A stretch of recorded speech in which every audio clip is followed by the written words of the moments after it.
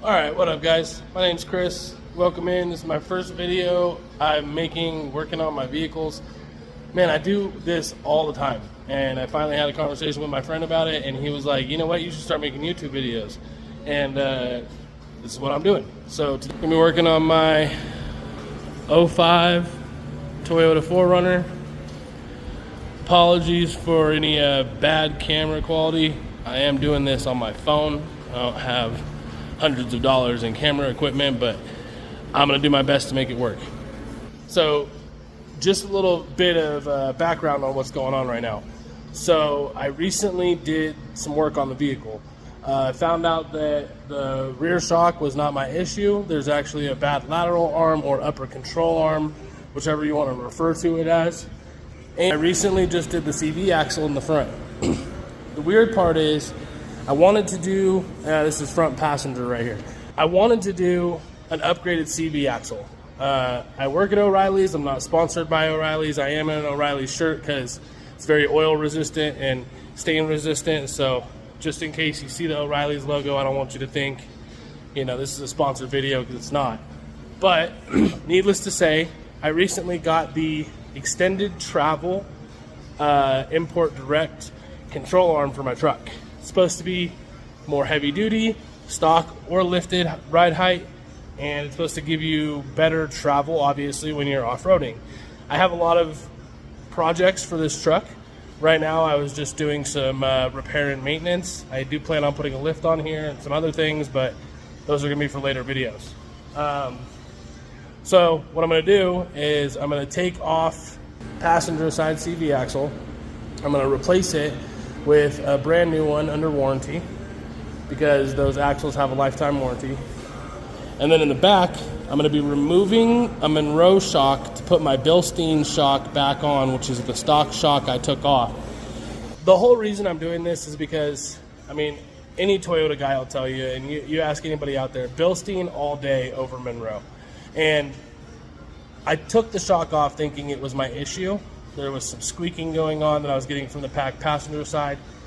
It actually wasn't the shock. Like I said, it was that upper control arm. So I am going to be replacing that, taking the shock off and sending that guy back warranty. And yeah, we're going to roll with that. So hopefully this comes out good, and let's roll. My little setup we got here, some tools, the jacks, electric impact we got here, and just some other things. So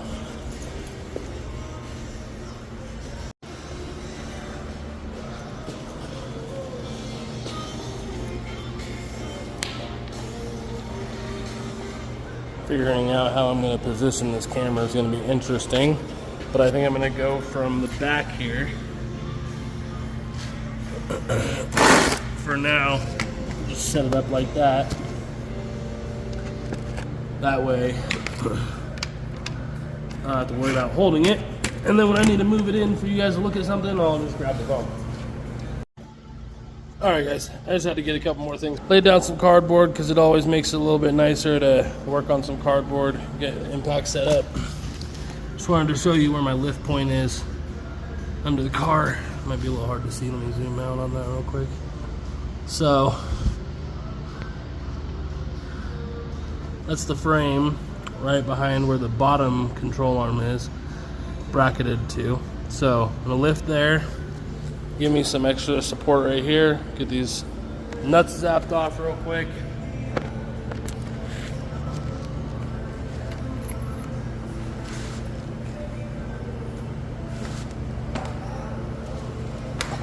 Sorry, I just want to make sure you guys can see what do we got going here. Okay. This is just an electric impact.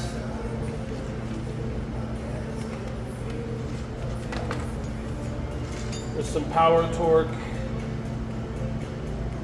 lug nut, protector, sockets. So it's essentially got this white polyurethane plastic on the outside, protects your rim. It's really nice when you're working on cars that have like really expensive rims. So.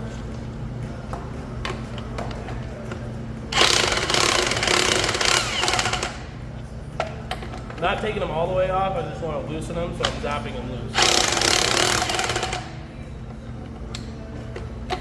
Always want to you always want to go in a star pattern.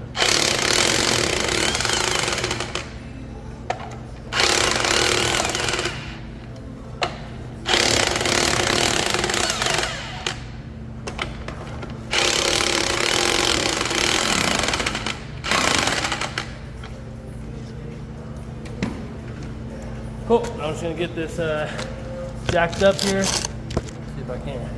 Change the angle there.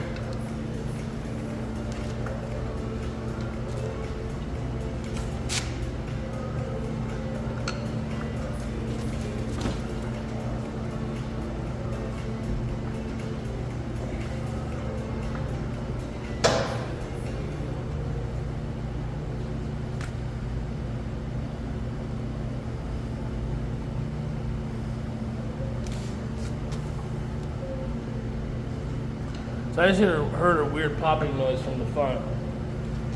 And since I'm suspicious of the CV axle right now, I just wanted to see if I can replicate that noise.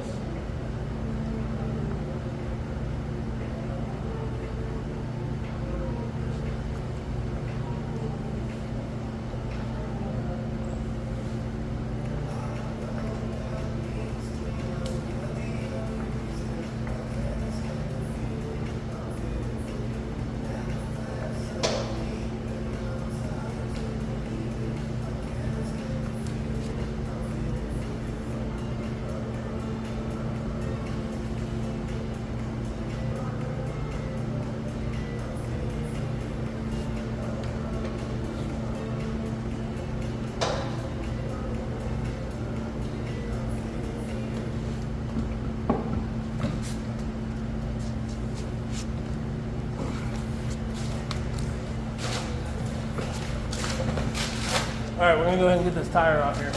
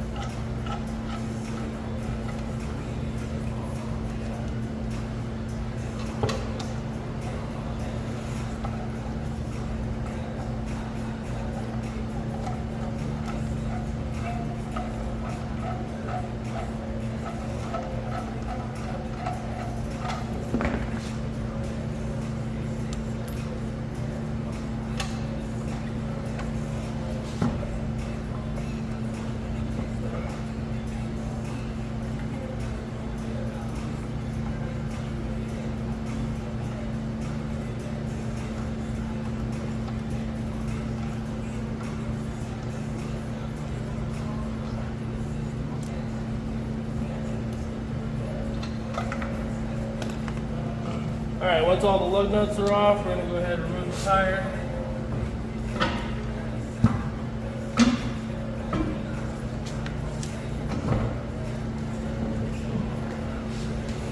We're just gonna roll that guy out of the way.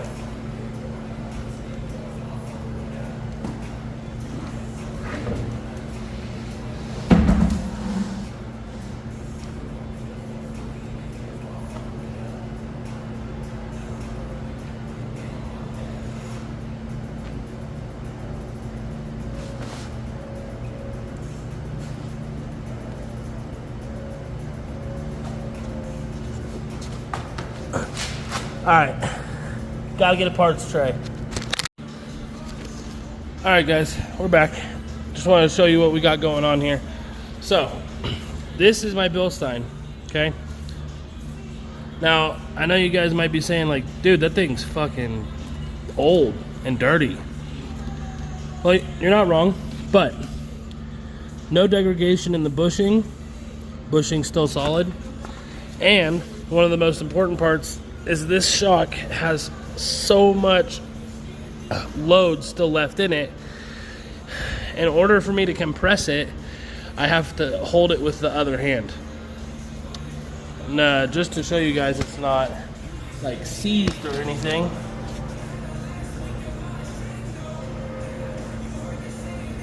It does compress with no issues. And springs back up with no issues. Alright, so, sorry, back to what I was saying. With this shock being in still great condition, we're going to go ahead and we're going to take this OE Spectrum back off from Monroe. And we're going to send that guy back. We're going to put that on there. I know some of you might be saying, but wait, it's a brand new shock. Yeah, but the Bilstein's better. Again, I can't stress that enough. So now what I'm going to do is I'm going to go ahead and set the camera down. I'm going to get going on this guy here, which essentially what we're going to do is we're going to take off this nut on top using this nut on the shaft to keep the shock from spinning as we're taking off this nut. In the process, what that's going to do is that's going to drop this down for us, and we're going to get access to this lateral arm back here, which is bad, and we're going to replace that guy. All right, let's get going.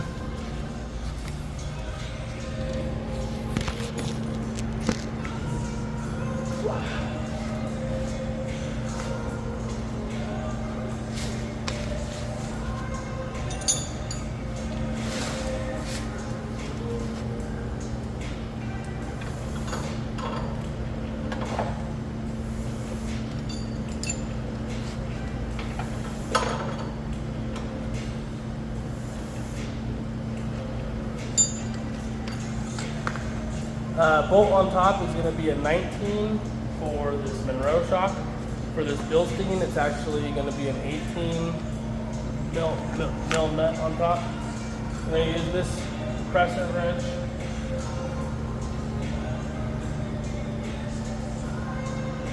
On this nut here. Again, like I said, to see how it's rotating. So what we're going to do is we're going to pin it there. That will allow us to take the nut off. Some of you guys might be saying, it's the wrong way. Well, it is, because I am slightly dyslexic, so let me correct that real quick. There we go. Off.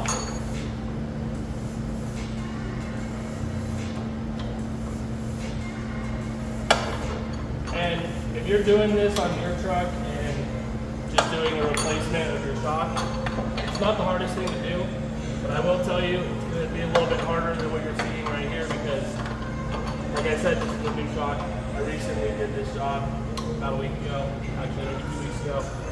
So it's really easy to get this guy off of here.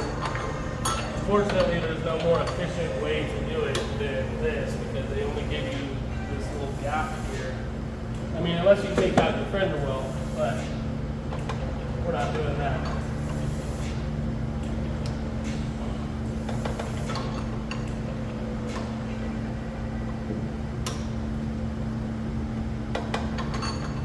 Also, right now we are at the max extension of the shock. So once the shock's no longer connected to the frame, then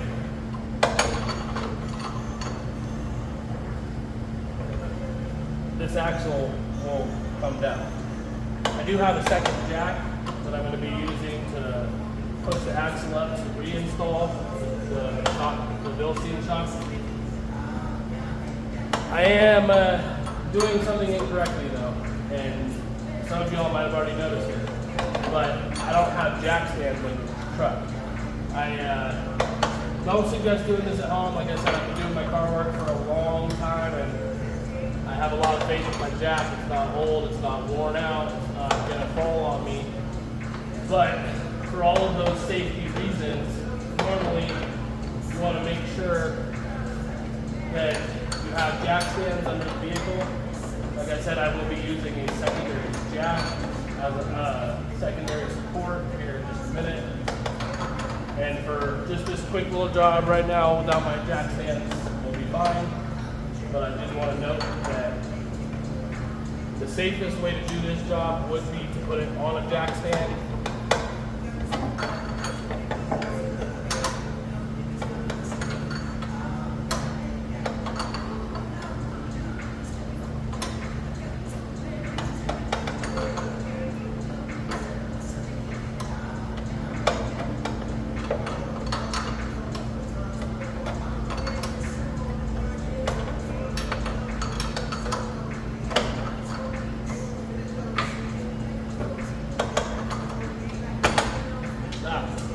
You guys see that drop? Sorry if that guy was in the way. By the way, this is some PB blaster while we're here. We're gonna go ahead and PB blast that lateral arm bolt that we were looking at, just to make sure when we get there the job is nice and easy.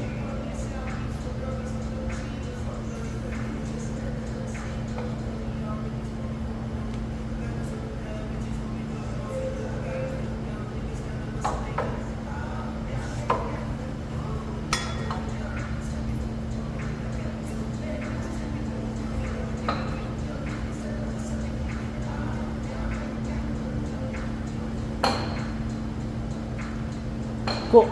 We'll just let that soak in while we continue working on the shock.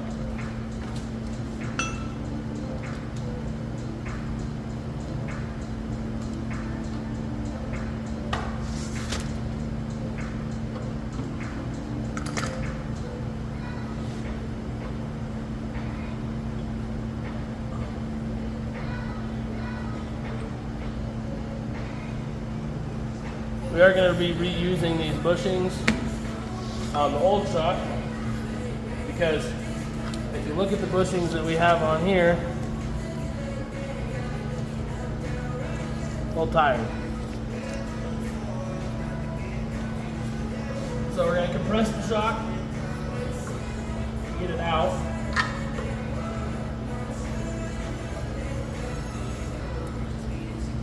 Now that we've got it here,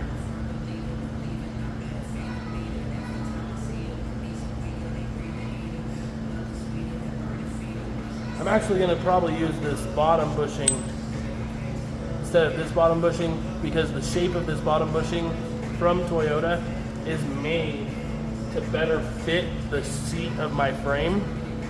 I can kind of show you guys what I'm talking about here.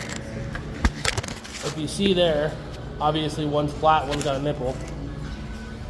And where the shock sits, right, that nipple goes in and actually holds it in place. Versus this one, which just gets compressed and kind of just sits there. So,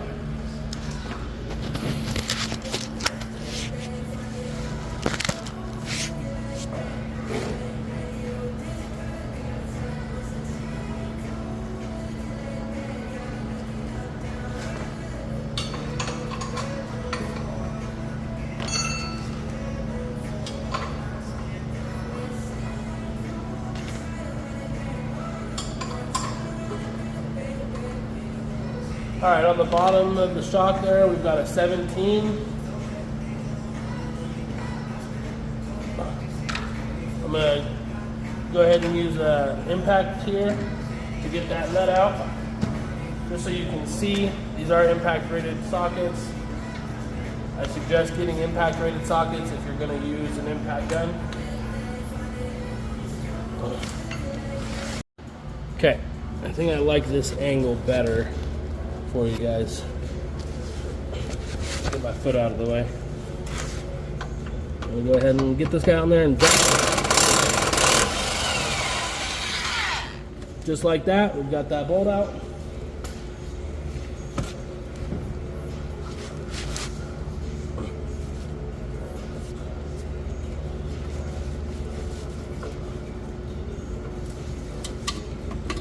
All right, slide that bad boy off.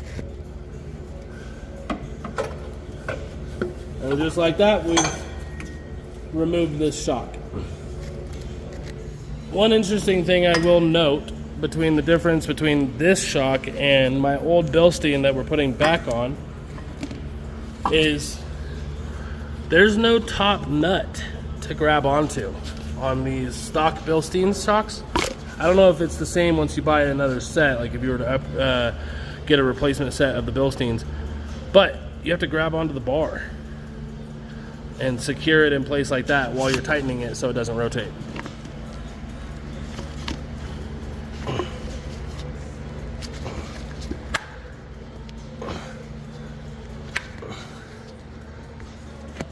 There's nothing wrong with it. It's just a design thing that they did. It's just interesting to me because obviously that's so much more convenient. With that, you're gonna see me use a pair of vice grips in order to hold it still.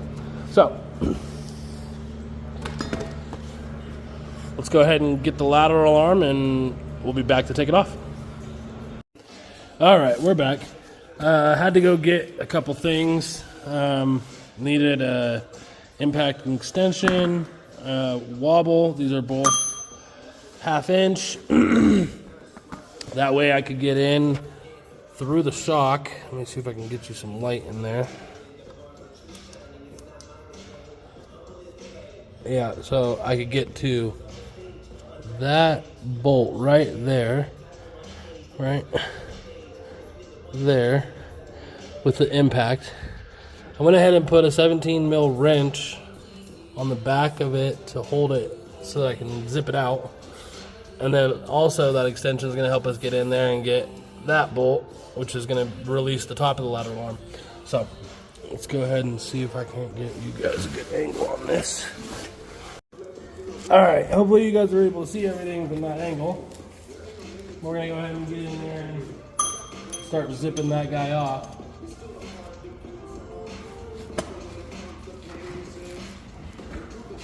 And these are, again, it is a 17 mil.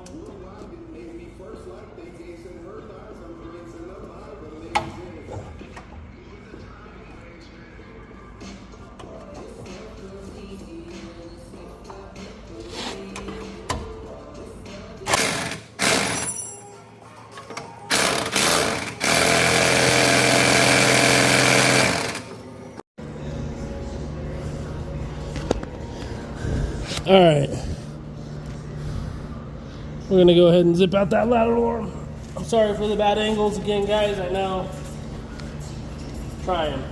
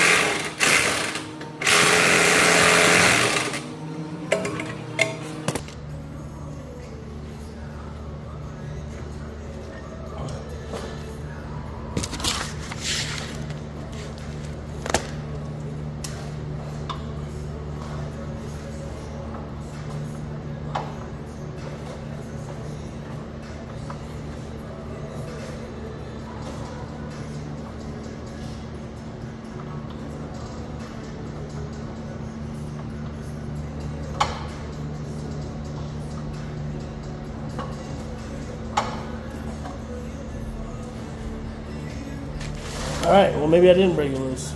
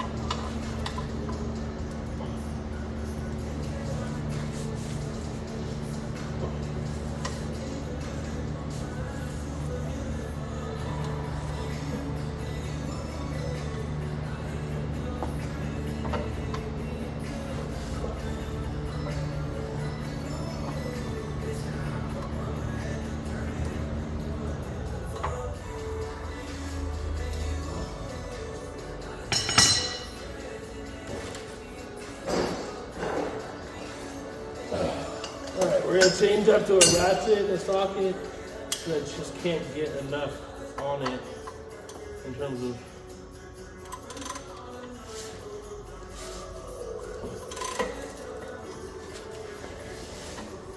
Okay, I've got that guy up against the lateral arm. We'll go ahead and see if we can break it loose.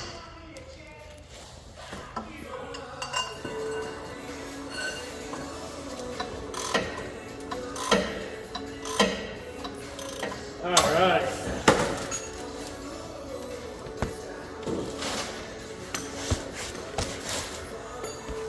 So now that we've got it loose, now we can go back at it with the impact. Woo! Stubborn bolt.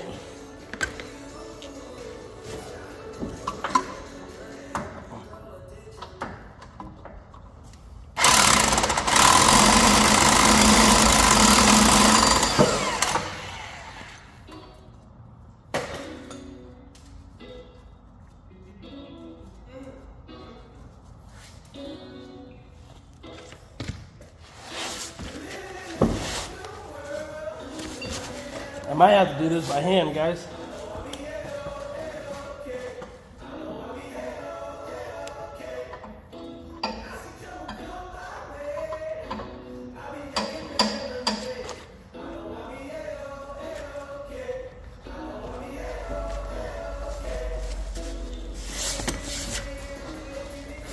Actually, I lied. Just a longer bolt than I expected. So I'm gonna hold the ratchet so that it doesn't come flying off there.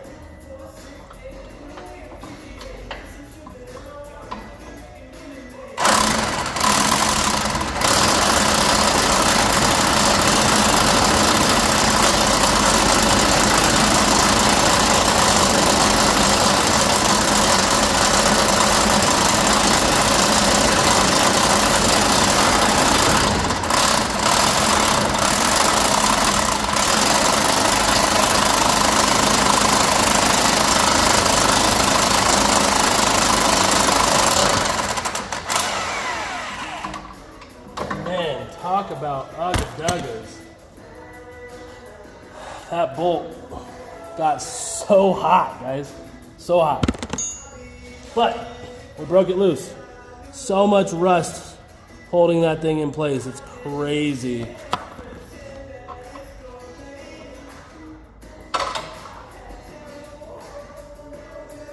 But we didn't damage our bolt. I'm so thankful we didn't damage our bolt because that means we get to reuse it. Now, just for sake of the video, I do have to show you guys this, okay? One of the things that I went and got was the new lateral arm or control arm. Toyota calls it a lateral arm, but essentially, oh no, the bolt ran away. Okay, essentially, it's just this bar, right, with bushings in it. Now let me open this plastic, I'll explain a little bit more.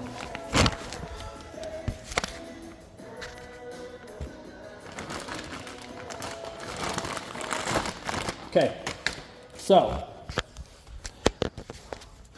in this lateral arm or control arm, there are two bushings, okay?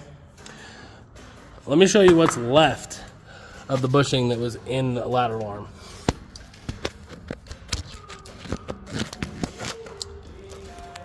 Okay. Can you guys see that right there?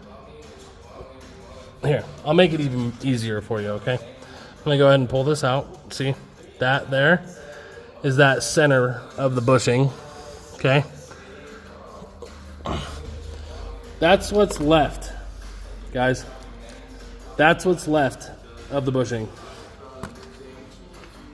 Toast. That thing is gone. So, let's go ahead and get that top removed.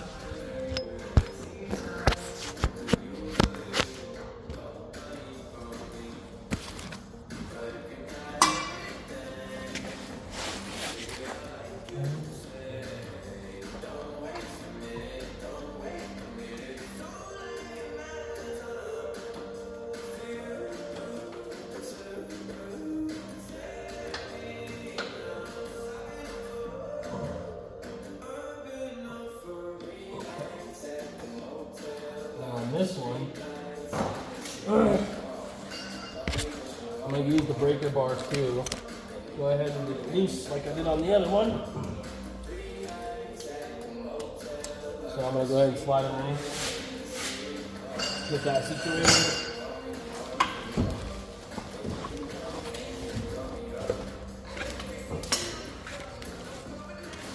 Hopefully this is a little bit easier for you guys to see.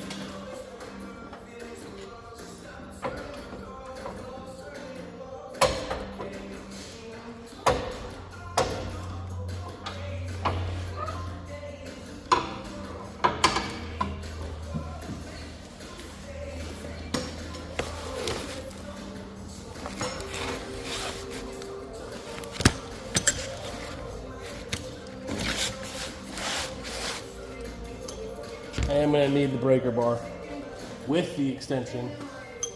So we're going to go ahead and put this extension on there. Give us way more room to move around and maneuver.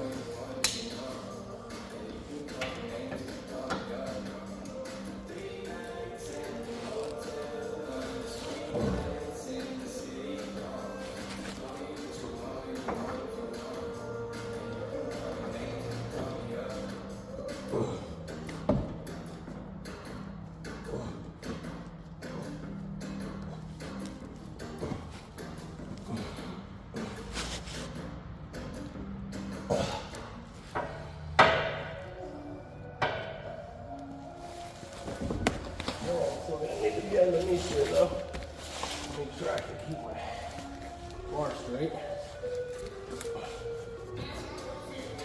You want to keep all that leverage.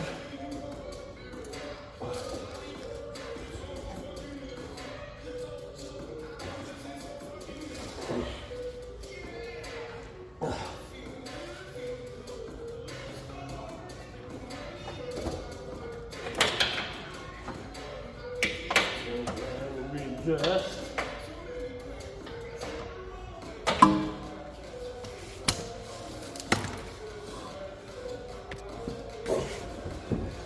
I just thought of a way that I can make this angle better for you guys.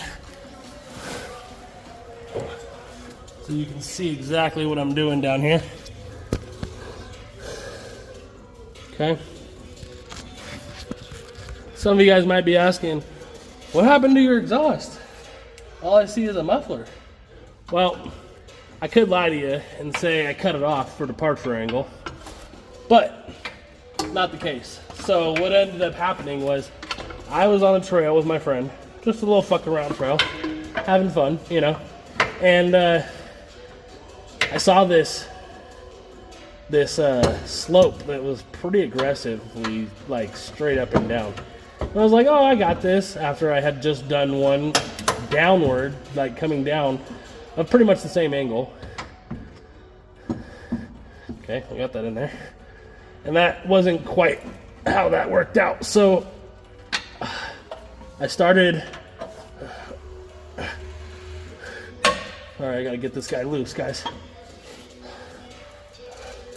So anyways, I essentially started going up, right? And as soon as you go up, there's like a ravine that had run through, making it to where there was this lip behind me, right? And I'll have this video posted sooner than later, because I do have footage of it happening, and all you can hear is the noise. You can't really see it happen. But anyways, so as I'm going up, I realize this is too steep, especially considering my truck's still on stock suspension. So I said, hey, let's back it out and we'll do this another time. Yeah, well, let me tell you, in the process of backing out, something really dumb happened, or really funny happened that ended up being really dumb. So essentially, I started backing up, and I contacted. And I thought I was contacting my bumper. Come to find out, I was actually contacting my exhaust. Which, fantastic, let me tell you. So I powered through it because, again, I thought it was my my bumper. Come to find out, when I pulled off and I looked at it, it was definitely the exhaust. And needless to say, I tore off, you know, a good 3.5 foot section with my resonator on the end of it. The exhaust is still doing its job. No damage to the cats or anything like that, so no issues there. But we had to tie it up with a piece of string because I didn't have any bungee cords or anything. Got to my buddy's house, cut it with a Sawzall because the Y on the pipe would, or the triangle, whatever you guys want to call it, the junction and the pipe, would not fit over the top of the axle, so I couldn't just pull it out on the trail. So cut it with a Sawzall and took it out, and I plan on doing an upgrade to the exhaust. I want to do the Flowmaster Overland exhaust. But since we're on a budget right now, I just decided that I wasn't going to do anything about it. 'Cause, like I said, it's still doing its job and nothing happened. So we're just rolling with it. Alright, and as you guys are seeing here, I'm getting right to the end of it. I'm going to go ahead and pull this off.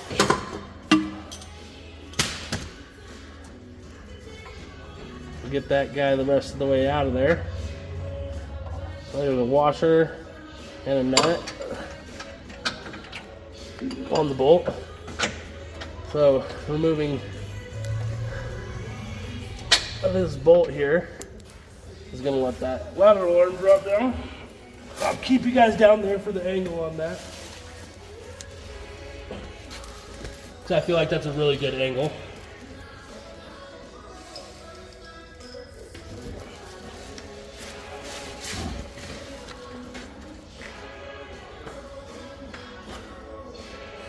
We're going to go ahead and get that guy out of there. Perfect.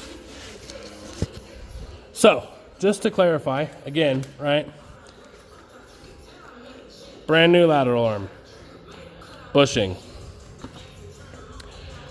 What's left of my bushing? Yeah, she was tired, guys. She was tired.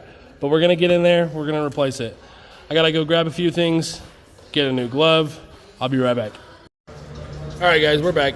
Something else I just wanted to point out to you real quick. One of the nice things about getting an OEM equivalent part is the fact that they upgrade things, okay? I don't know if not having the airlets in the bushing are actually better, but as you can see here with the Import Direct versus the Toyota manufactured part, there's no space. Essentially what that gap right there is so that this bushing can move, or so that this metal piece can move inside the bushing and not, it's supposed to make longevity better. Anyways, the bar on the Toyota is actually pretty thin, like surprisingly thin. One of the things I thought that they would make a little bit beefier, but as you can see here, even though it's not necessarily a upgraded part or anything, it does have a significantly bigger bar, so that should definitely help with strength. Now I'm gonna go ahead and put you guys back down under here because I felt like that was a really good angle for you, so you can see what we got going on here. Cool. We're gonna go ahead and get back to the put together. Got to install these two parts, put the wheel back on, and then we're on to the CV axle.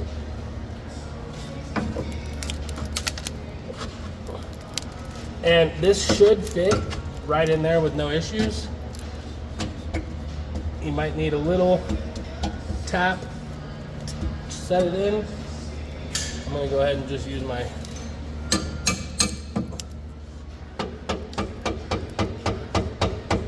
press and rinse real quick, just to line that bad boy up.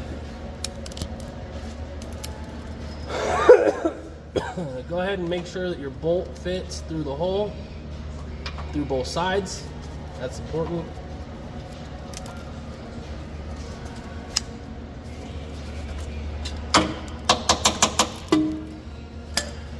So it looks like might need to go up a little bit more there. I'm gonna use this wrench just to kind of push it down a little bit.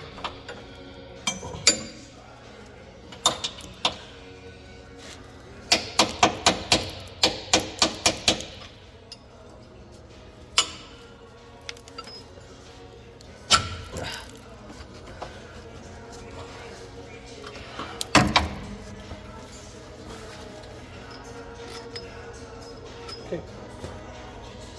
Just want to make sure I'm not crazy.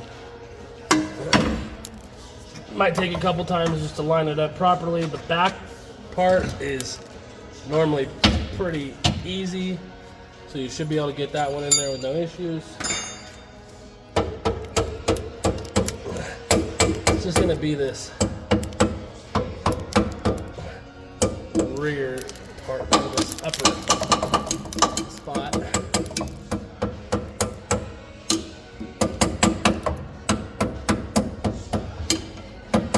We're going to go ahead and try that there. That looks pretty good.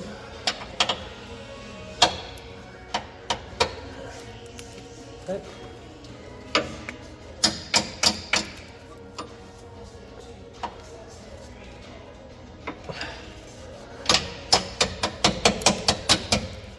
Cool.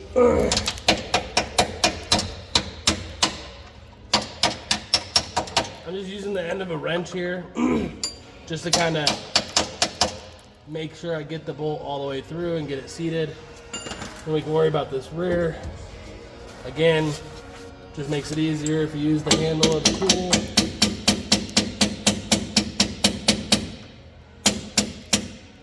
Get that bad boy lined up.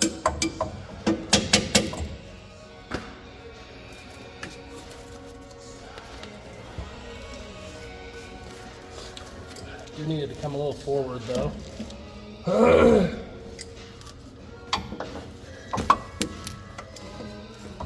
See if I can't find a way to hit the back one.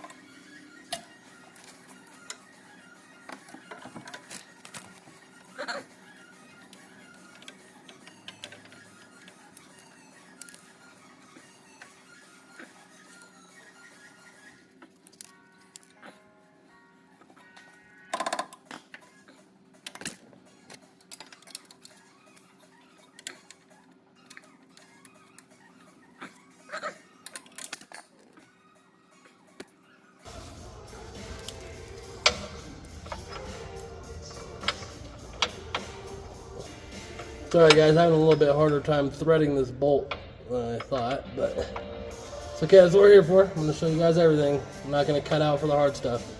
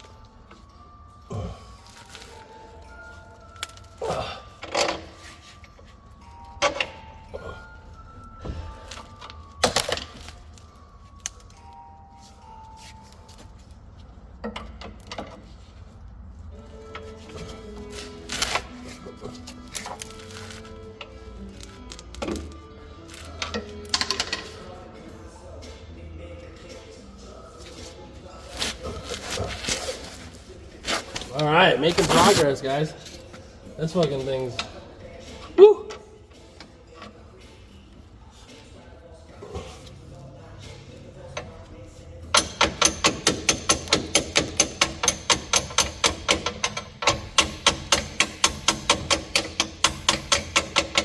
And we're in, boy.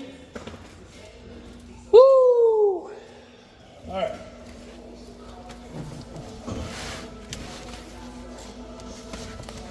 Let's see where we're at now with this bolt.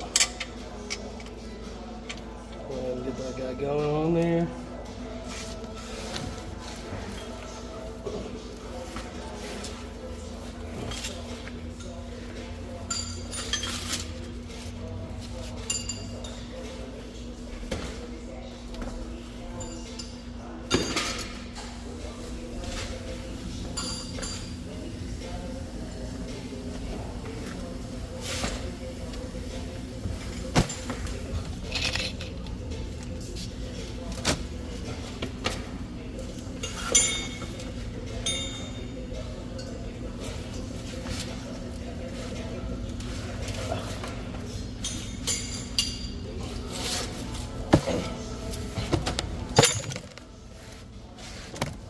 All right. Sorry if the camera got a little dirty there, guys. We're gonna go ahead and get this other nut and washer on there too.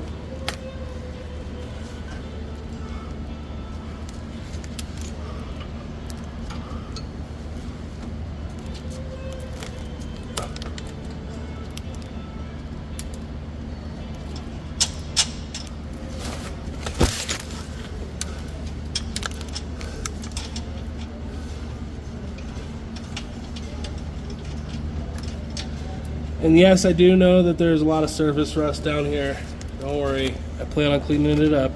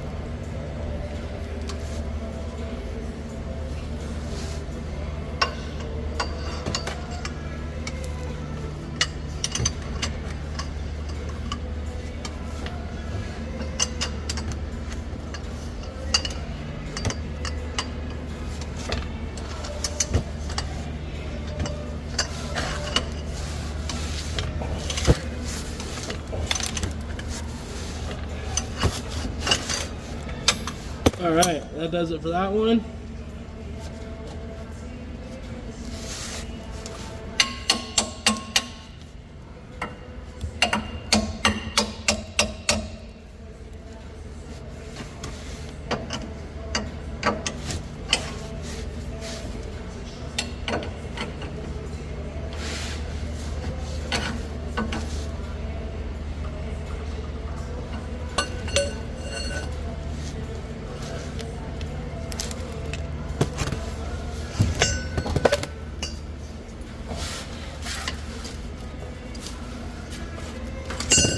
course, my wrench is being a little stubborn and it doesn't want to come off.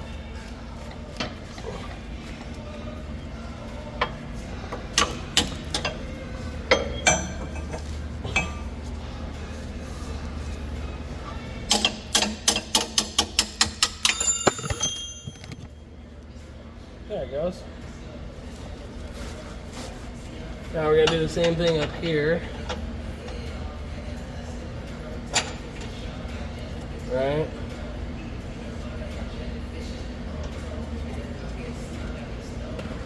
We'll go ahead and start with this guy just to see how much we can get on there.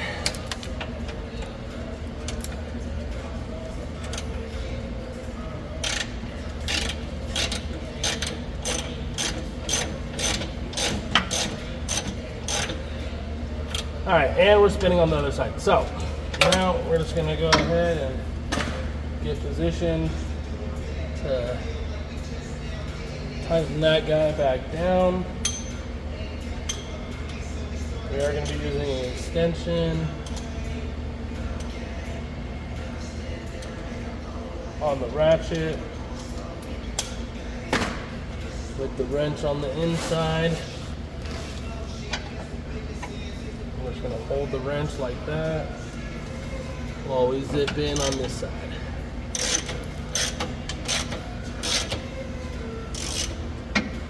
And we'll get it to a steady spot like that. Perfect. So far, so good. Get that guy tightened down.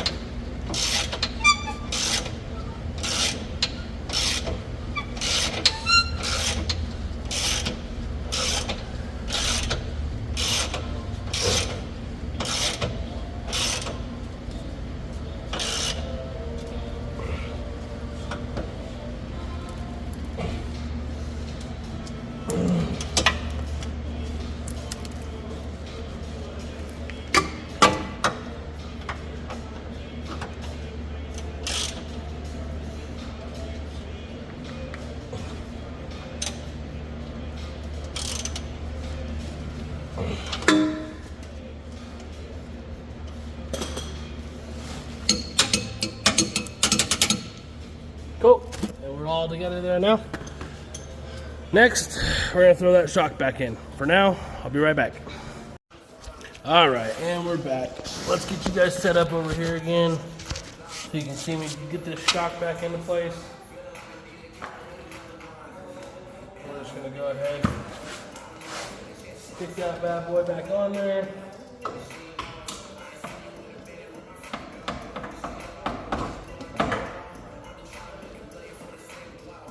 Sweet. Get that nut. Put it back in there. Well, bolt. Sorry, get that bolt. Get that bolt back in there. And we're gonna hand tighten it down and then zip it tight with the gun. Give it a little ugga-duggas.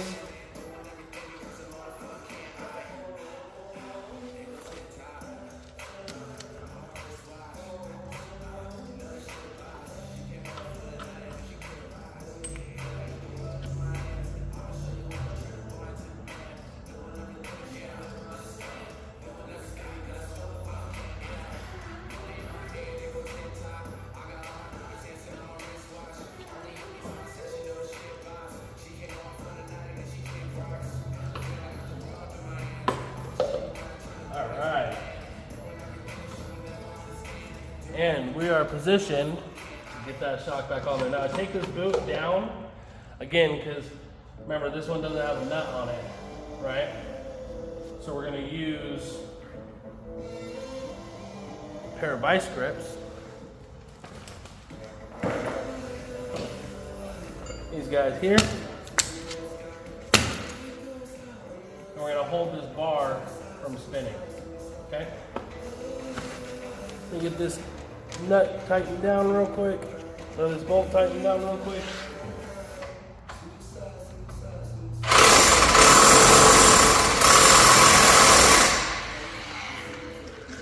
Sweet. By the way, guys, these electric impacts, they're like 45 bucks. maybe 50 bucks. One of the best tool investments you're ever gonna make.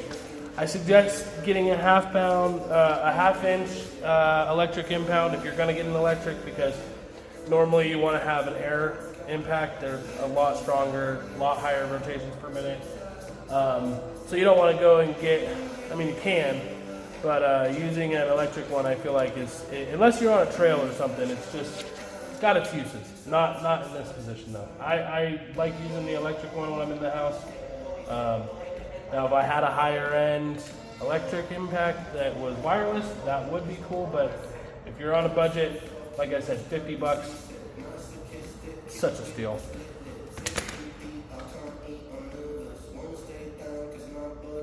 I am gonna go ahead and lift up the axle here, if you guys can see that shock kind of going through up there. I wanna make sure I've got room for my bushing. So we're gonna go ahead and work that guy through there real quick.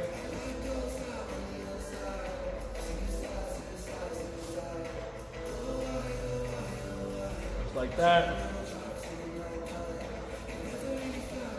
Get this guy on there. And then we'll keep going, hold it in place.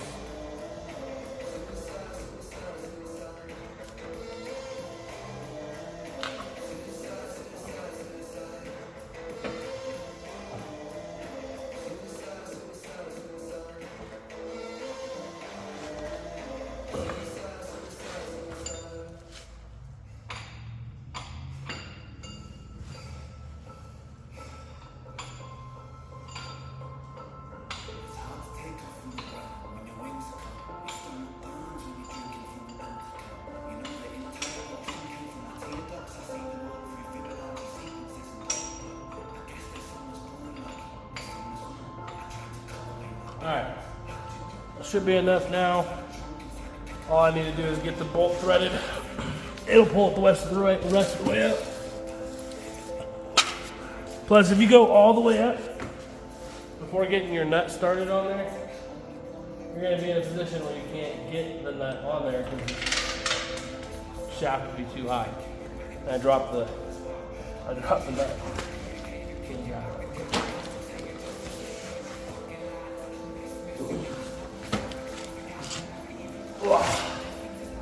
Alright, go ahead and get that guy situated up there. Start threading it on a little bit.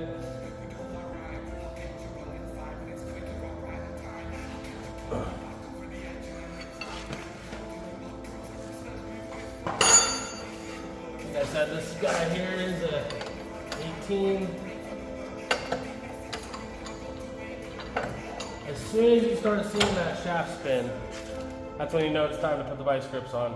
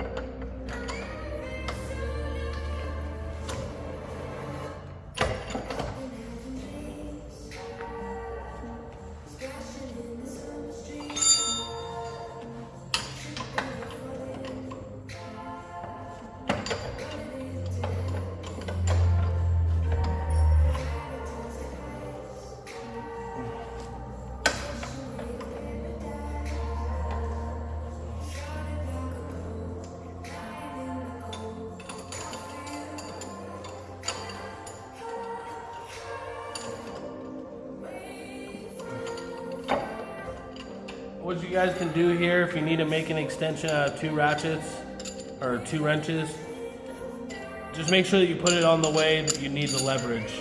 Obviously, if you're going this way, sorry, if you're going right, okay, you're gonna go on that side.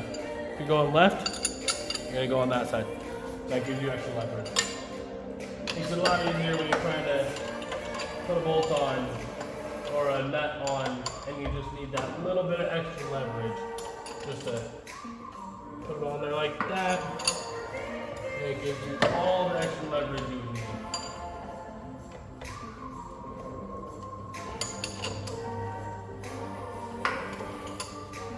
Tricks of the trade, man. Makes things a lot easier when you know these little things that can help.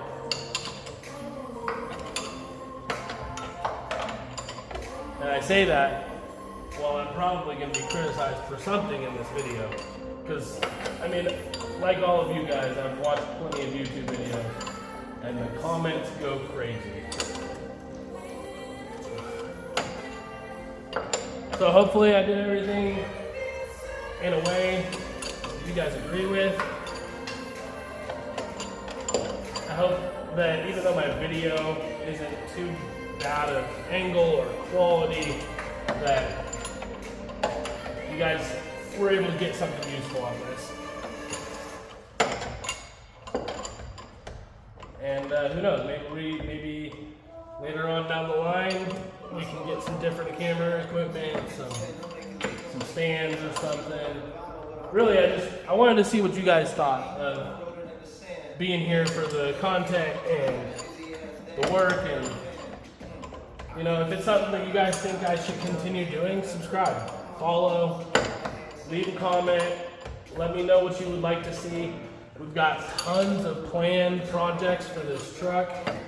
I also have a 2011 GTI, tons of projects planned for that guy as well. But let me know if you guys want to be along for the ride.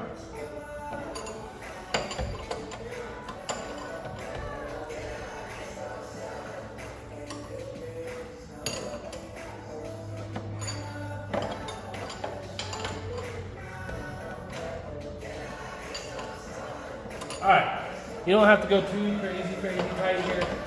Obviously, you want to make sure it's threaded on all the way. You want to make sure that your bushings are seated well. And normally what I like to do is make sure you got a little bit of squish in your bushings. It's normally when you can tell. So, obviously, you see that bushing there, and you can kind of see how it's got a little bit of a belly to it. Whereas this bushing is a lot thicker, right? That's all I was talking about. Cool. So now that we've got that all situated, we're gonna put this boot back on the shock.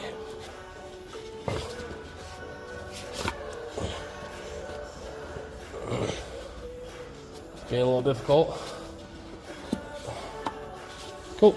Now we got that guy back on there, and it's really just a dust boot. We'll get the tire back on.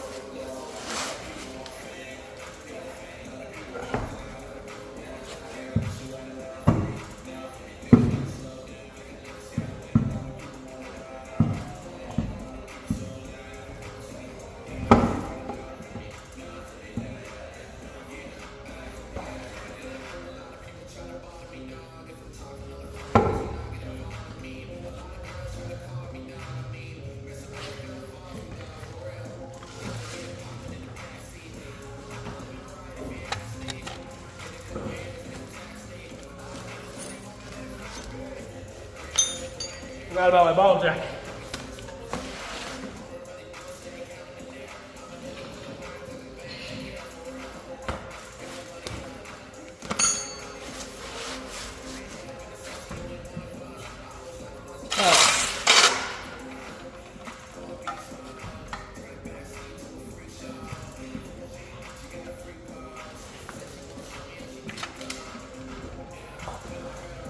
One of the easiest ways to do this, especially with a mag style lug nut like I have on this 4runner, is just use your legs to position it where you want it.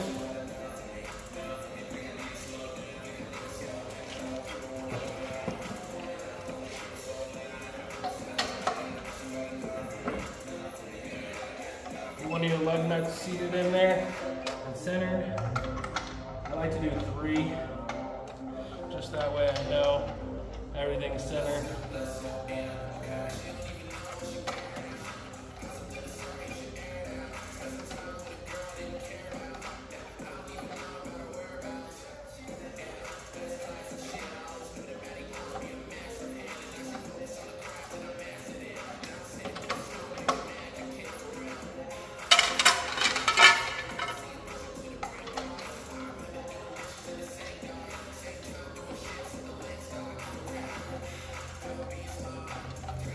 After you get those 3 on there, the other ones just go on real easy. And once you get them all started, go ahead, take your impact, get that guy all zipped on there.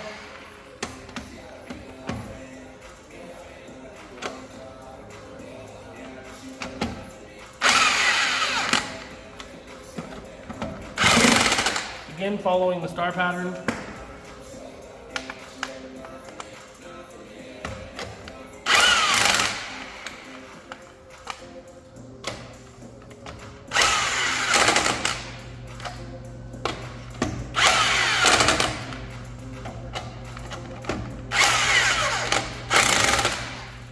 Sweet. Now we can go ahead and get this guy dropped, and we're going to torque down the lug nuts, and we're going to get started on the front CV axle.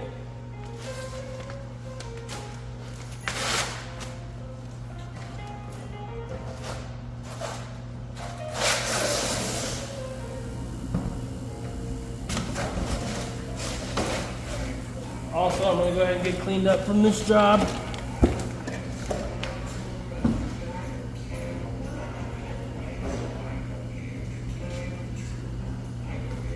While we're at it, we're going to go ahead and drop this guy down. We're going to just move it up to the front.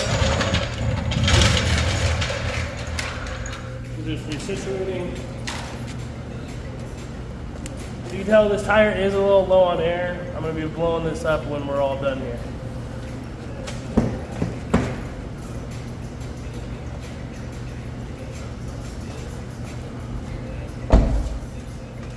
Always, always, always, always torque down the lug nuts.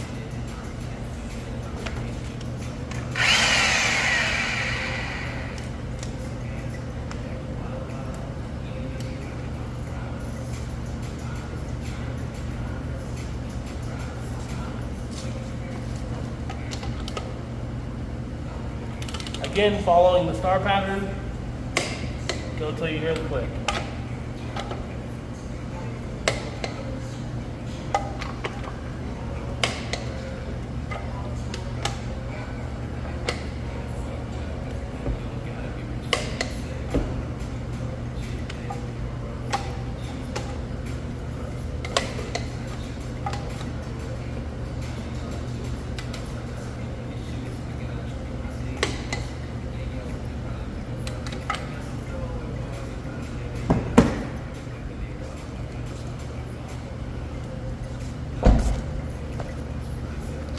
Sweet. Well, back end was fun. Now we're going to move on to the front and get this CV axle out of the way real quick. Good thing is, again, everything's all loose. Be able to just knock it out. All right, guys. Front CV axle. We're going to go ahead and get positioned here with the jack. Going right up there in that pinch weld. Or sorry, not pinch weld, but frame weld right there.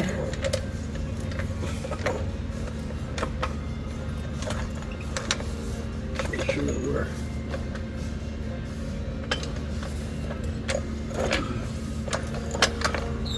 getting good contact all the way around. Cool.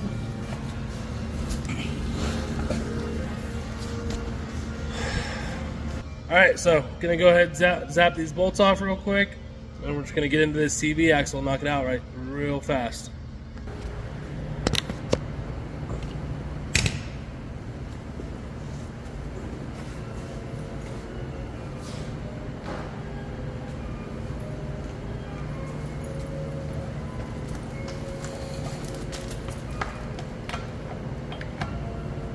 Remember your star pattern, guys.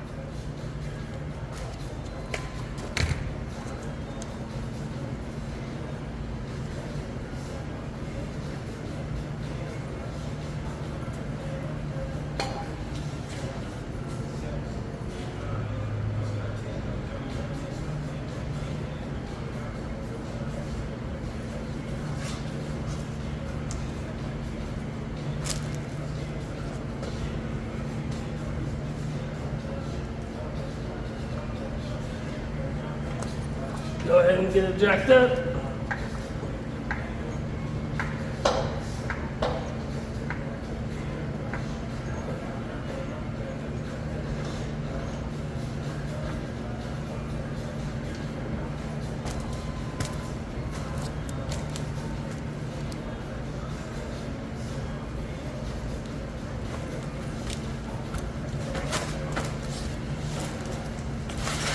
Go ahead and get your tire off.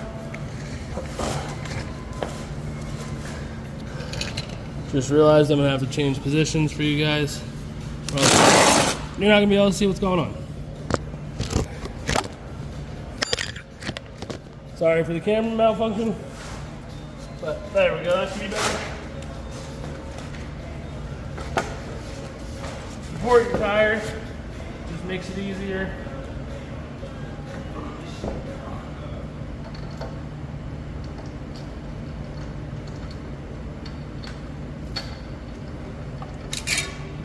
Parts tray for the nuts and bolts. Now, again, the weird thing about this CV is I just did it. So it's brand new. It's literally got, I think, 200 miles on it.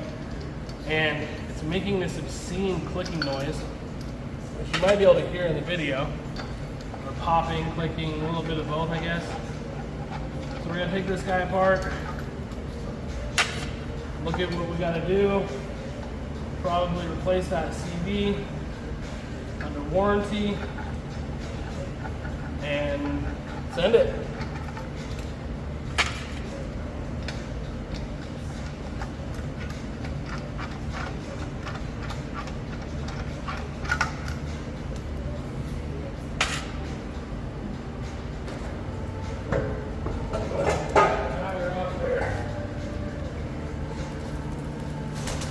Again, we're just going to put that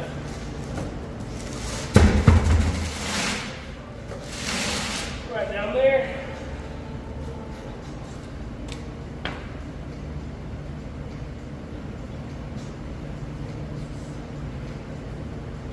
And go ahead and do what we need to do to get this guy situated. So, first things first, we're going to pull the caliper off and the pads. We're going to set those to the side. So let's go ahead and get that guy removed.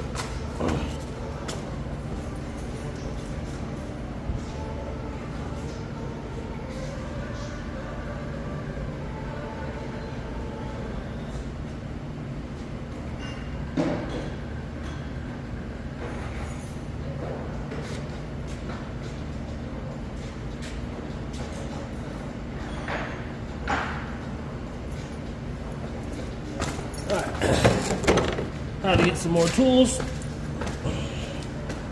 Just a couple things that we're gonna need. Some pliers to get our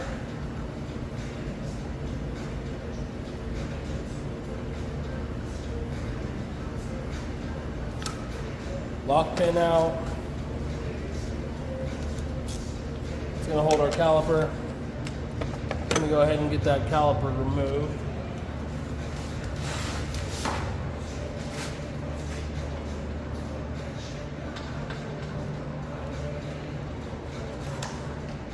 $17.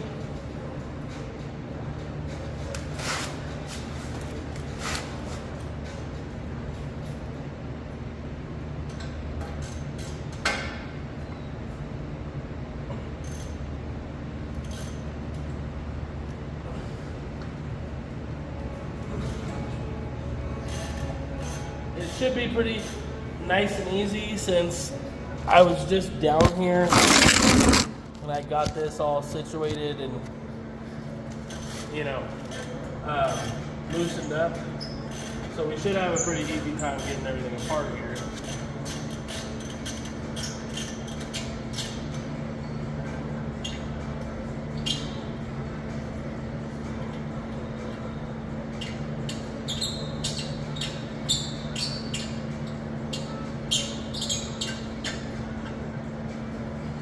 Sweet, that's number one. 2 bolts that hold on the caliper.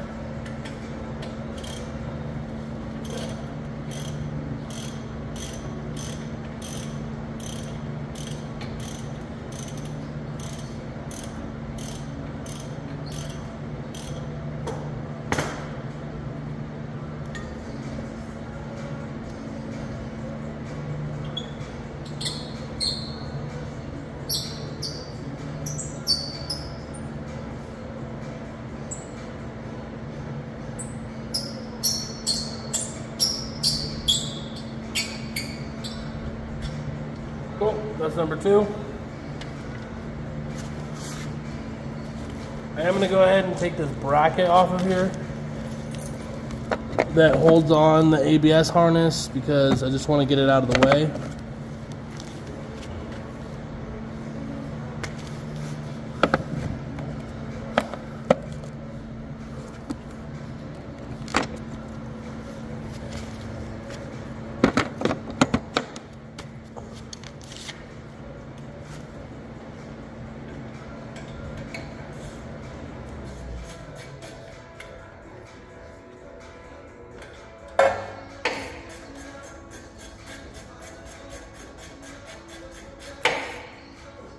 Alright, just to show you guys what we got going on here.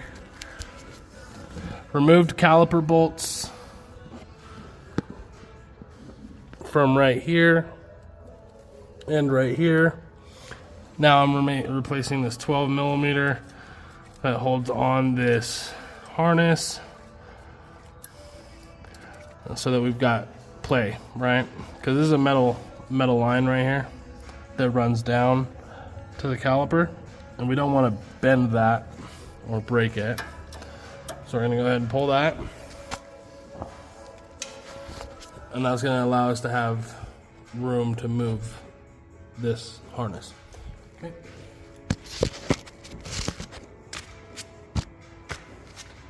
We're going to go ahead and pull this caliper off. We're going to leave the pads in there. We don't need to worry about them right now. We're going to go ahead and use our caliper hook. Just get this guy situated in a spot where it's not going to be tugging on anything or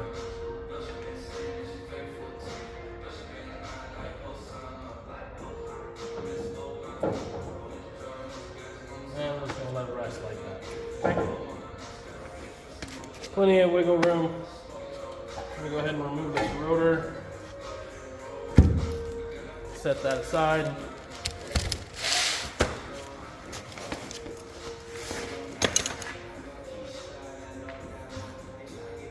Now, in order to be able to rotate this guy outwards, we're going to have to take off the 2, pretty sure they're 19 millimeter bolts. Yep. then hold on our steering mount, okay?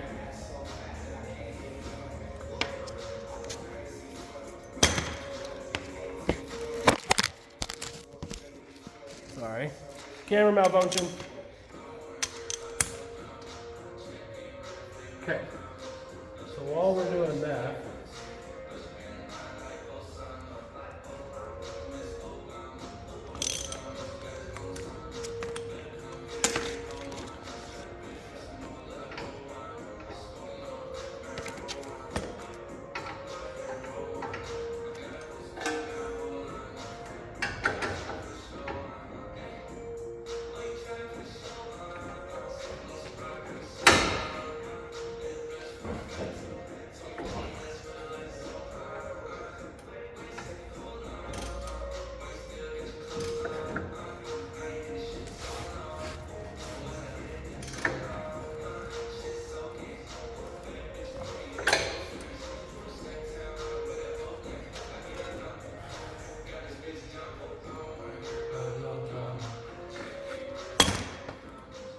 all right, before we get into that, we're going to go ahead and get this cap removed, which is going to allow us to have access to the axle nut.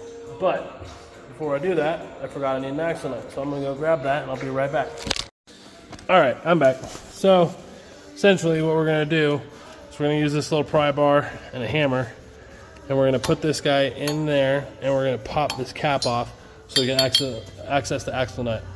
As soon as we do that, we can go ahead, remove the cotter pin, the two lower bolts down here on the bottom of this steering guy, 1 and 1. And then as soon as we're done with that, we'll be able to slide the CV up. And there's the new one. Let's get it.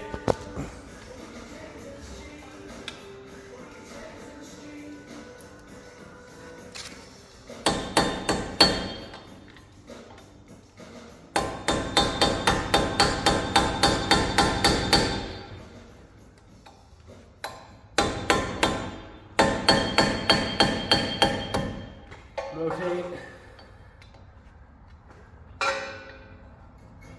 That helps you get underneath the lip all the way around. Rotate some more. Continue. As soon as you get in there and you get a nice solid lip formed, you should be able to pop that guy out pretty easily. Try not to bend or puncture your cap, because it does have a purpose, right? So still looking pretty good. So use some needle nose pliers, get this cotter pin all figured out.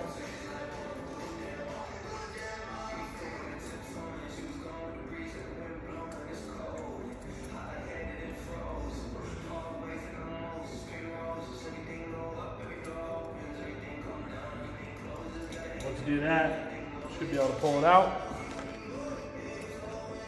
Retaining clip for the nut itself. I'm going to go ahead and loosen the axle nut now. I'm not going to take it off. I'm just going to loosen it.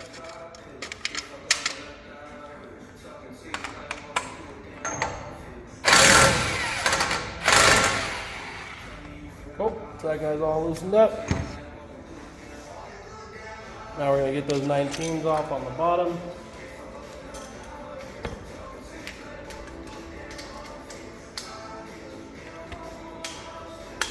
These guys are torqued, so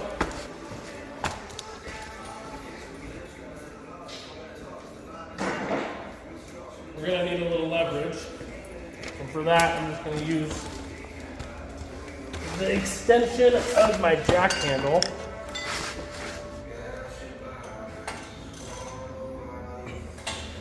get that extra leverage that I need.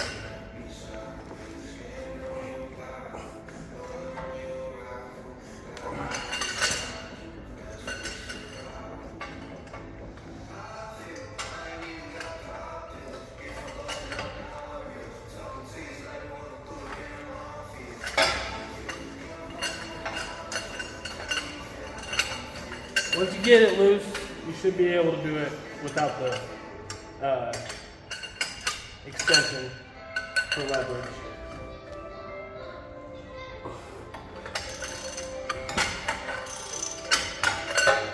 Sweet. Go ahead and get those guys out.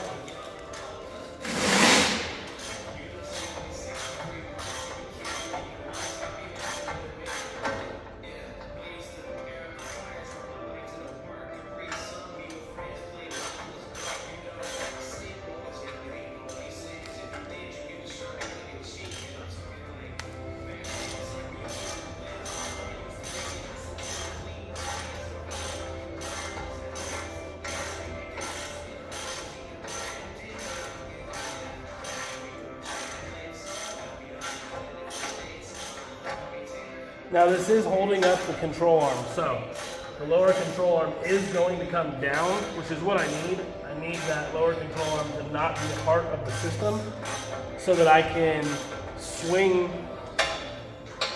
the whole knuckle out in order to get that CV. So there's one. Those are some pretty big hefty bolts.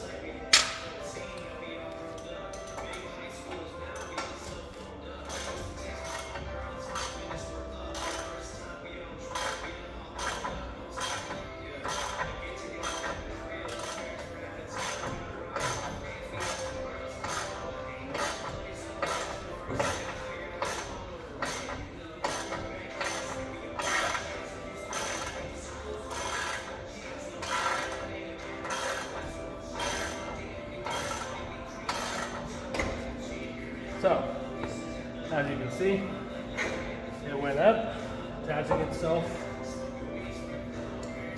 from that lower control arm. So now, we'll go ahead and take that axle nut off. And what we can do is we can swing this guy. You gotta get the CV where it's going to come out. That way we can swing this.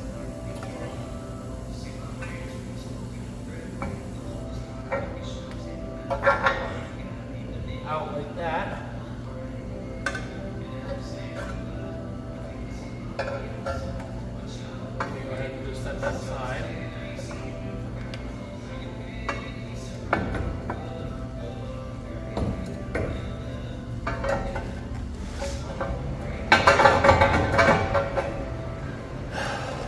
Okay, we're going to have to get under there with the pry bar and pop it out so that way we can get it out of the transmission.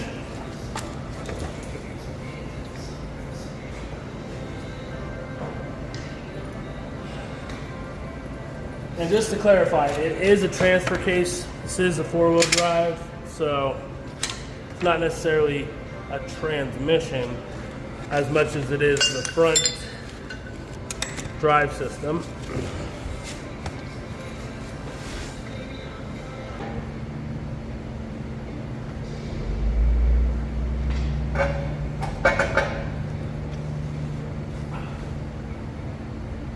Alright, this guy's being a little stubborn, so we're gonna have to change it up a sec. Give me just a minute, I'll be right back. Alright, we're back. I needed a bigger hammer. Now, let's get under there and get this axle popped out. I am going to go ahead and be this time so you can kind of see what we got going on here.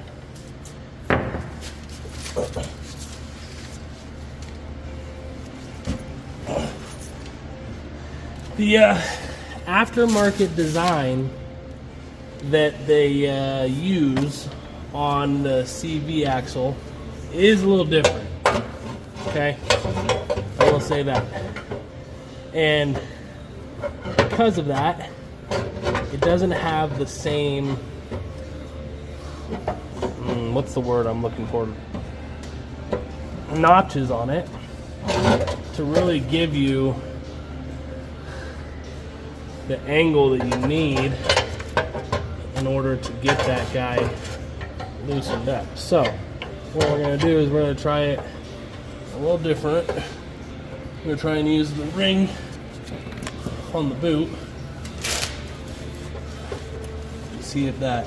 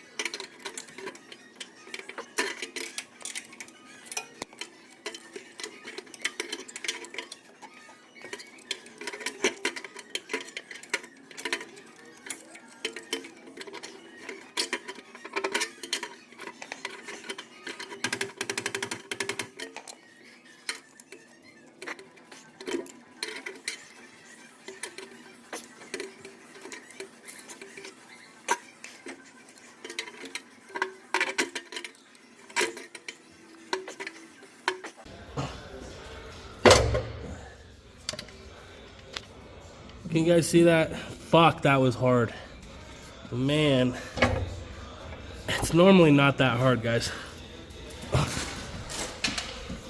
I am not a fan of this aftermarket design. So far, anyways. I mean, we're on our second time placing this CV.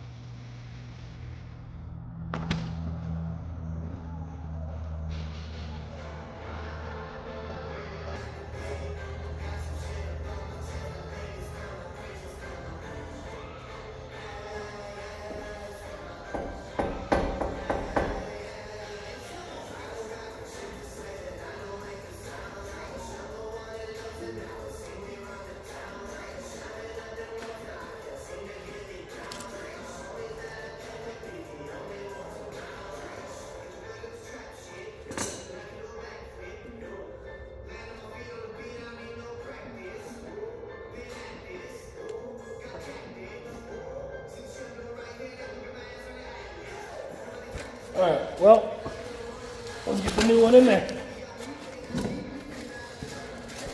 Guys, I really hope this fixes my problem. Because if it doesn't, I don't know what it is. I mean, the crazy part is it's literally a defective CV axle.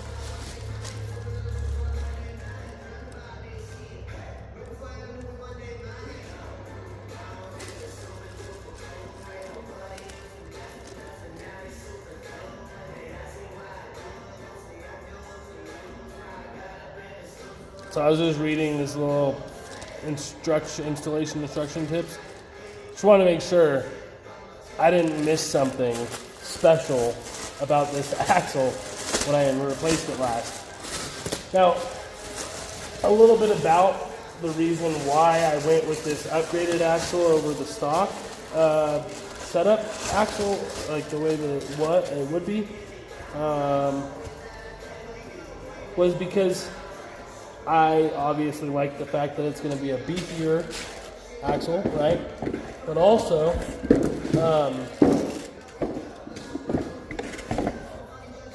I had a torn boot on the other one, right? And from the stock one to this one, thermoplastics. That's the difference. This boot is made out of thermoplastic versus a normal polyurethane boot. Now, the interesting part about that is how rigid this boot is. I can't even flex it inward like on a normal boot you would be able to. So I was thinking, man, that's cool. That's probably going to protect my boots from being torn again next time, right? Well, 200 miles in, and here we are replacing the CV axle, because it's defective. So, fingers crossed, we don't have the same result with number 2.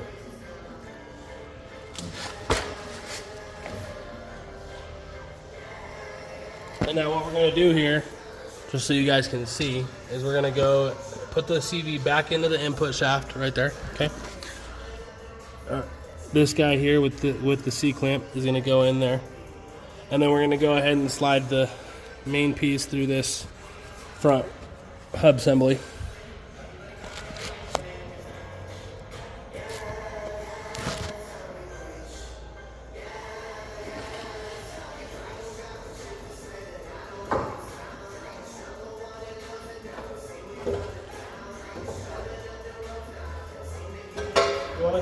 You want to make sure that your splines are mating correctly, because you don't want to end up with your CV being installed incorrectly because you didn't line it up. So we're going to go ahead and get that guy lined up.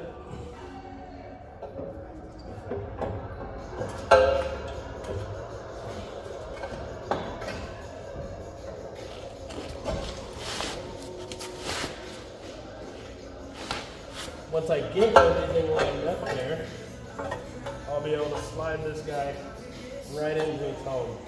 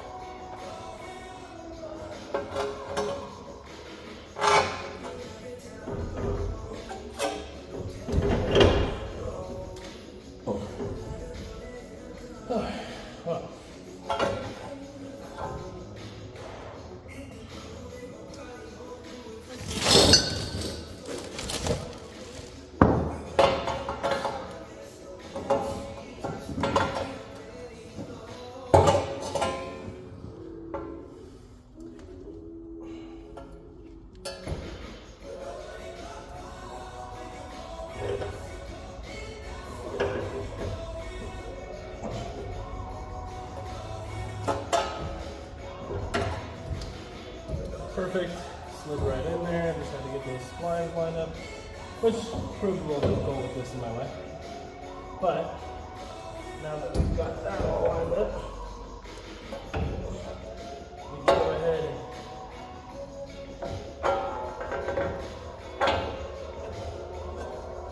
put that guy through there.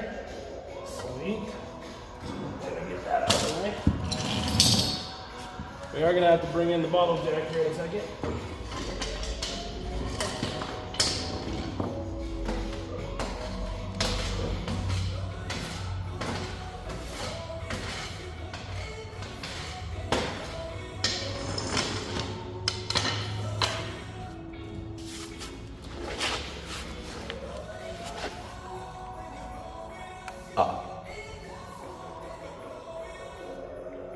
Sweet. It's grating my arm a little bit while I was trying to hold that fucking thing out of the way. But hey, it happens.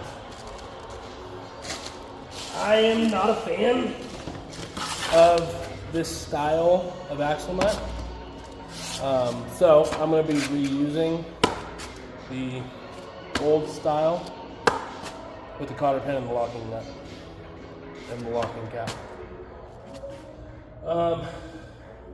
I do have a little side project I wanted to do. I wanted to get this bolt out of here. Essentially, it's for the ABS wire up there.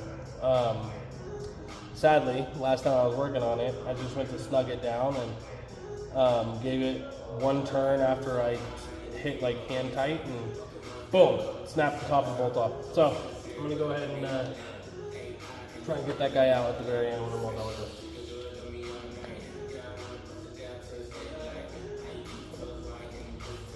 We will need the bottom jack, because what we're going to do is we're going to use the bottle jack to close this gap to here.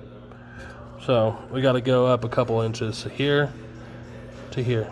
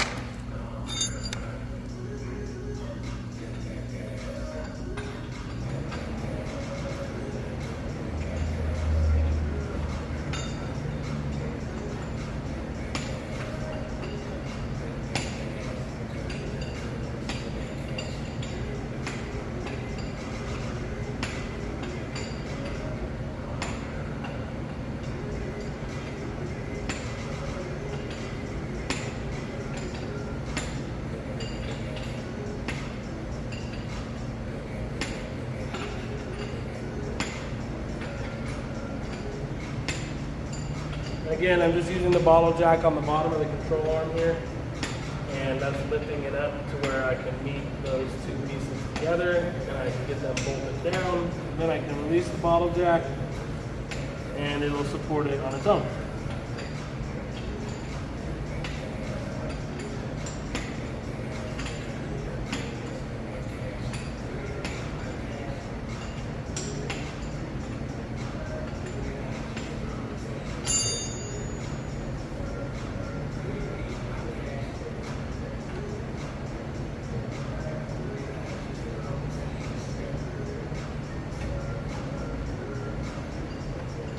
We're almost there.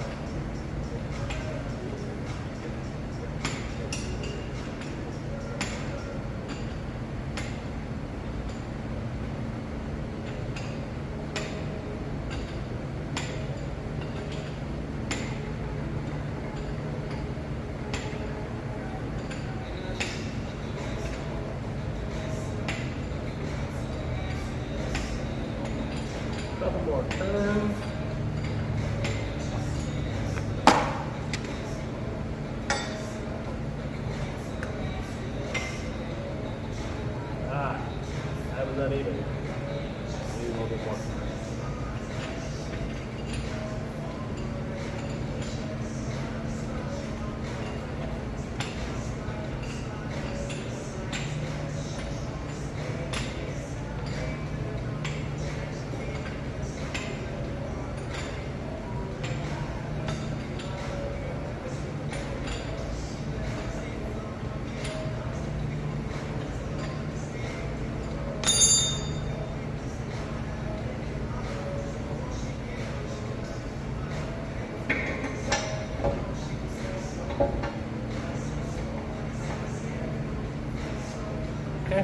one started, get the other one started.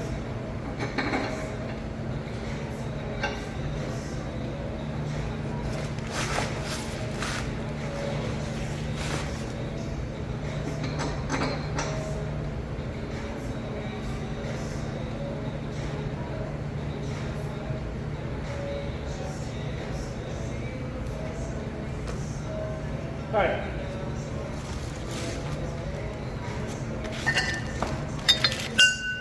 I'm gonna go ahead and get these guys tightened down.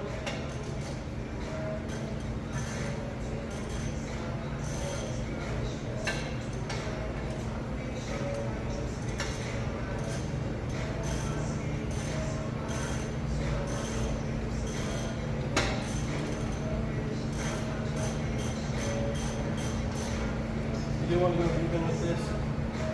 Keep it pretty symmetry.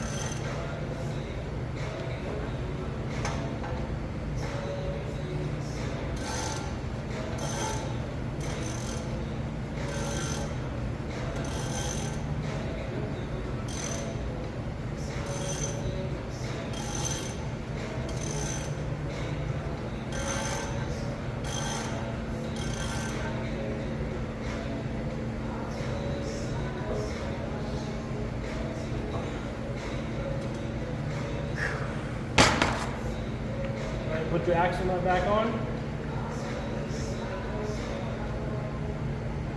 We're gonna get that guy hand tight.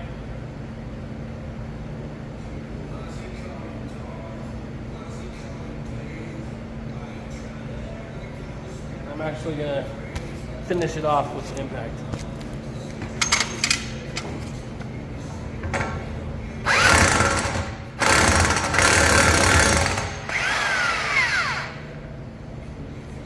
One thing, just to help you get a little bit tighter on that guy, go ahead and put a pry bar in between your studs.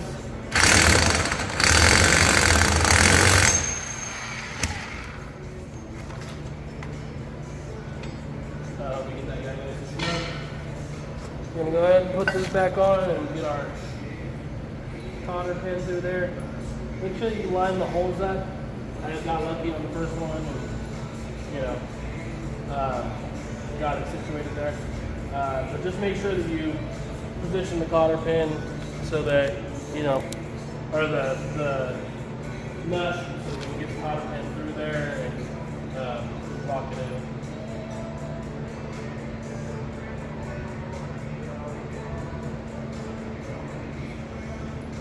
And then I like to just go around the outside here.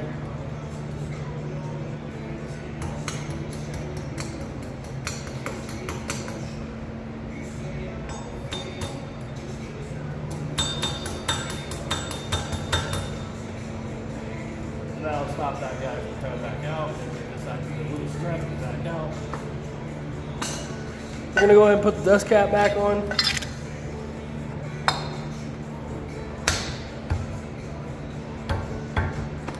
We're gonna use a hammer, tap it in place.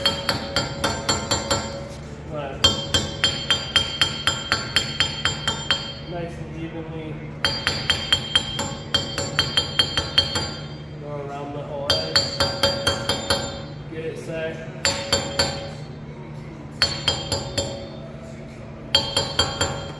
Make sure it's all flat, that the lip is closed. Spin around, do a double check. Sweet.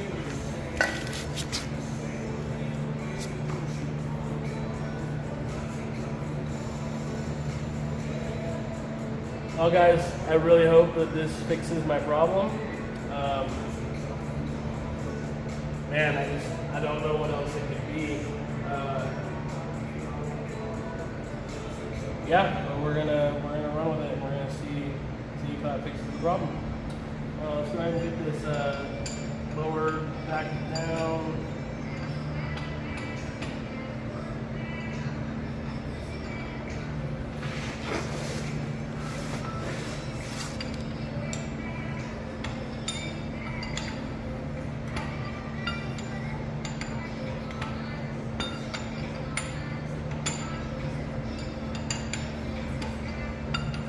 And like I said, the control arm will stop at a certain point because now it's connected to the knuckle.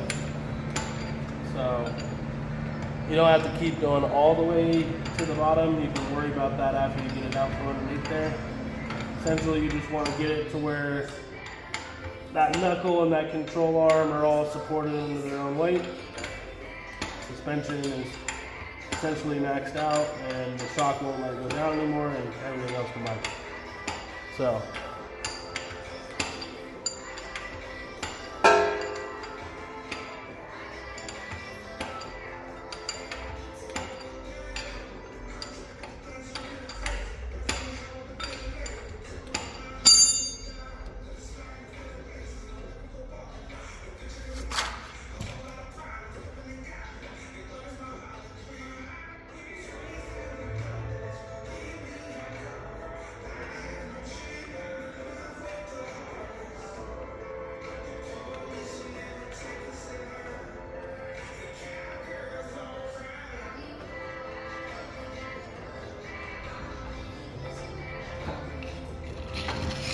there it is. All right.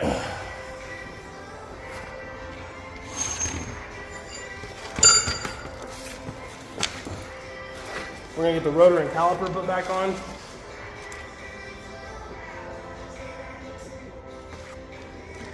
Get some coffee, some juju juice.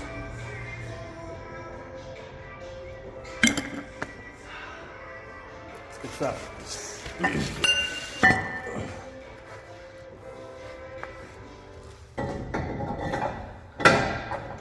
Okay, once you get the rotor back on there,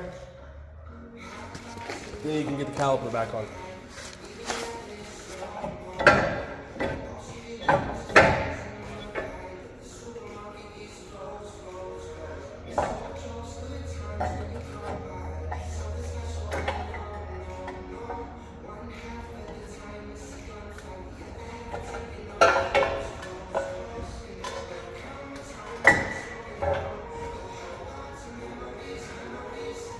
Okay, now we just gotta line it up and get these caliper bolts on the back end.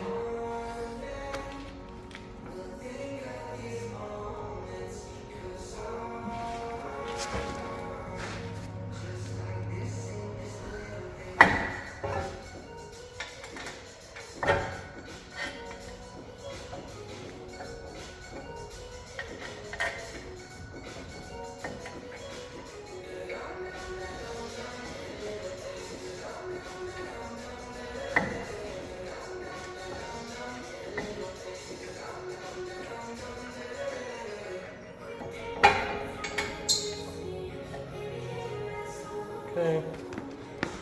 Get the second one in there, that'll make it easier on you.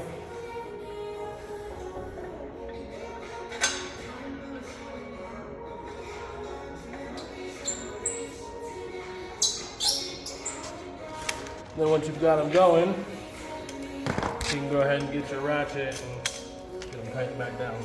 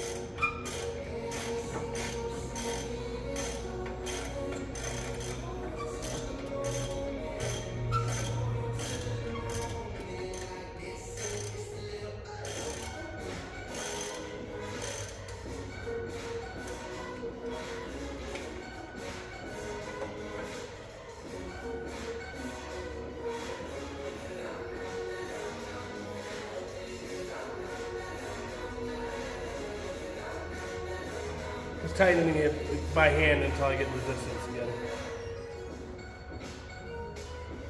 Like that.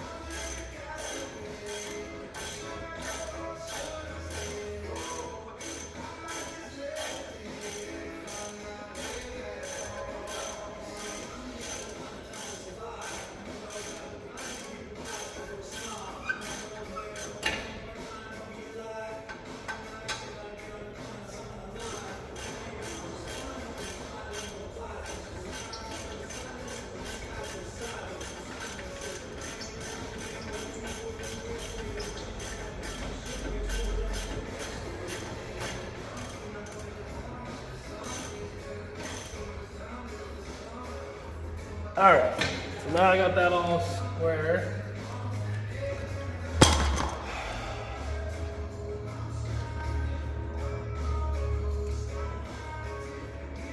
We're gonna check out this bolt. See if I can't figure something out. Well, unfortunately, that bolt is gonna be a project for another day. Need an extractor, a drill, things I didn't bring with me. Got the CV on, we're all square there.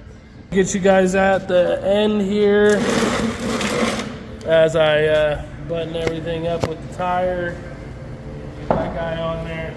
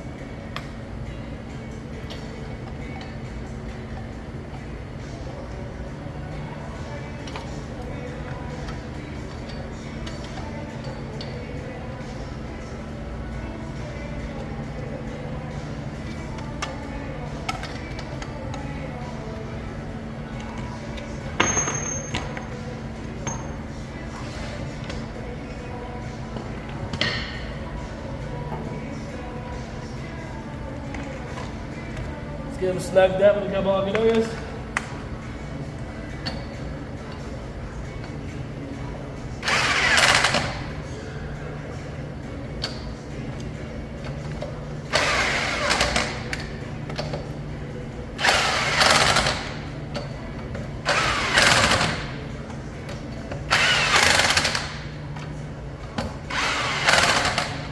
Sweet.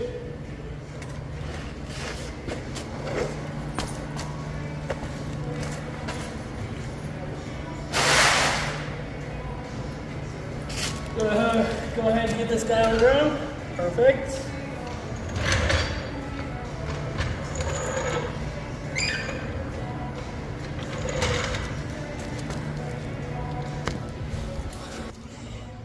All right, guys. Well, thanks for coming with me on my project I had here today. Again, just to cover everything, I'm gonna do some crazy editing stuff to try and get this video to not be like 40 hours long. No, I wasn't really here that long, but you know. So, rear lateral arm, put the OE shock back on the front, replace the CV, got that guy squared away. Honestly, it was a very good, easy day. I just really hope that this fixes the front issue that I was having. It was weird because if you go all the way to the end of the steering, you would hear like a a pop, like 3 consecutive back-to-back pop, pop, pop. And yeah, I mean, the weird part was like it was only when the steering was yanked all the way to the end. And I mean, that makes me think it's got to be the CV. So got down there, replaced the CV. I have a brand new lower control arm on there. I've got a brand new lower sway or passenger side sway link on there. Really, the only thing missing from that front suspension setup that I need to replace would be tie rod end, inner tie rod. If it's bad, I don't think it's bad. The outer tie rod's definitely going to be a project for another day. And then that upper ball joint. I do think there's some noise coming from the upper ball joint, but not the noise that I've been hearing. So I'm really, really hoping, fingers crossed, like I said, CV axle, done. Again, hey guys, thanks for being here. It's been a lot of fun, and I hope you enjoyed it. I hope that in the future I've got more videos that are better quality and better filming for you to watch. And we'll catch you in the next one. Till next time.